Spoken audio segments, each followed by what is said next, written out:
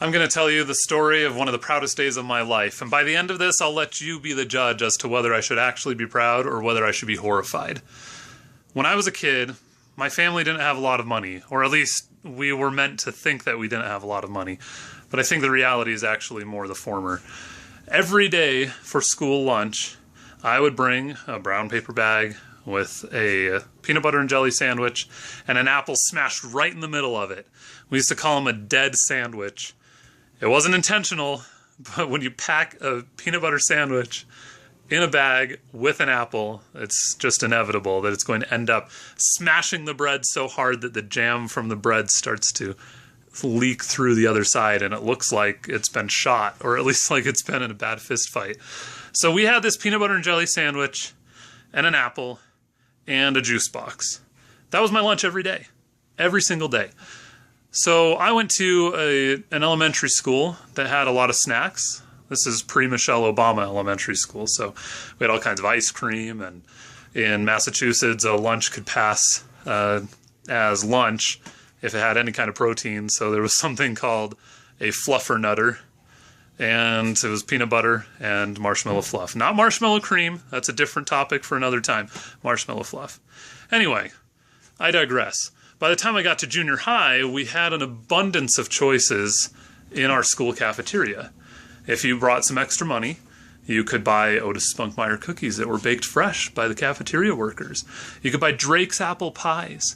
You could buy chips. You could buy cookies. You could buy anything that your little kid brain could think of. And in junior high, this was an incredible amount of freedom because at home, I didn't get these kinds of things. But there was a problem. I also didn't get money. So I devised a scheme whereby I would extol the merits of capitalism and show the world why it was such a wonderful idea. I decided, is there a service that I can offer that would coincide with about this time of day every day that I'm here at junior high? Well, I figured out what that was. I told my friends who had extra money left over, because again, we weren't paying with credit cards or with the school code where you type in your code to get your school lunch. This is the old days, kids, where we only had cash to buy our school lunch with. So my friends would bring, $5 or whatever money their parents had given them for school lunch that day.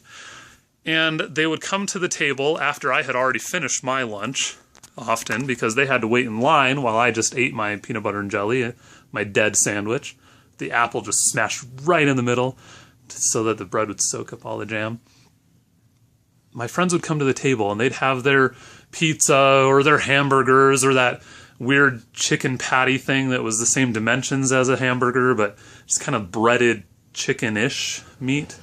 You know what I'm talking about. Anyway, my friends would come to the table and they would have their change sitting right there on the tray next to their diced pears or whatever else they had there. And I would tell them, right as they were finishing their school lunch, I'd say, hey, if you give me your change, I'll throw your trash away. Well, the first time this worked, my friend said, okay, sure. And he gave me his change. I think it was probably 75 cents, something like that. We still had some time left to lunch, so I ran and got in line and I got myself a Drake's apple pie.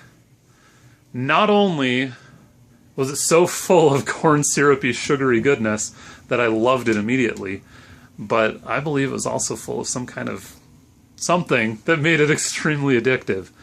So I loved those Drake's apple pies, and I loved chips, and I loved ice cream, and I loved donuts and cinnamon rolls, and all of those things were available for an enterprising young child who could figure out a way to make some cash on the side. So I did. My business expanded, and pretty soon I was throwing away all of the leftover trash and trays and milk cartons and apple cores and whatever else people had for about a dozen of my friends, and doing it on an almost daily basis.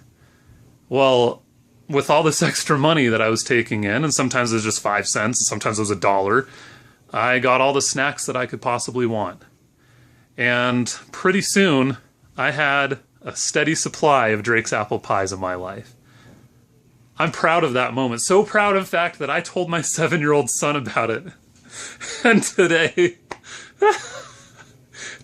at his school lunch, he told the girl across from him that he would throw her trash away if she would give him her change She gave him 25 cents to throw her lunch away, and he took that to the school store after school and bought a pen that writes in invisible ink.